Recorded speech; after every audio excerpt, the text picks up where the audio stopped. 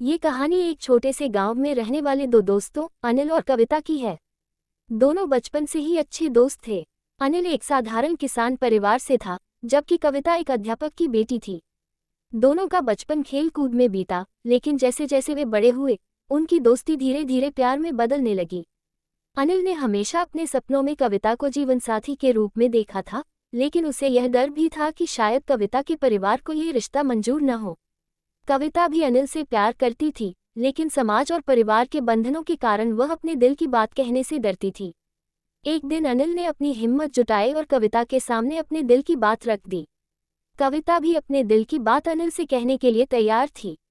दोनों ने एक दूसरे से वादा किया कि चाहे कुछ भी हो जाए, वे हमेशा एक दूसरे के साथ रहेंगे। लेकिन उनकी प्रेम कहानी इतनी आसान नहीं थी।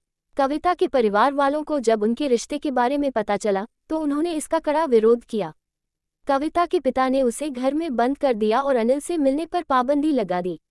गांव में भी इस रिश्ते की काफी चर्चा होने लगी और लोग उनके खिलाफ हो गए। अनिल और कविता ने हार मानने की बजाय अपने प्यार के लिए संघर्ष करने का फैसला किया। अनिल ने गांव के बुजुर्गों और अपने परिवार वालों को समझाया कि उनका प्यार सच्चा है। धीरे धीरे उनकी मेहनत रंग लाए और गांव के लोग उनके प्यार को समझने लगे। आखिरकार कविता के पिता भी मान गए और उन्होंने इस रिश्ते को स्वीकार कर लिया। अनिल और कविता की शादी पूरे गांव की सहमति और आशीर्वाद के साथ हुई। उनकी प्रेम कहानी सच्चे प्यार, संघर्ष और धैर्य की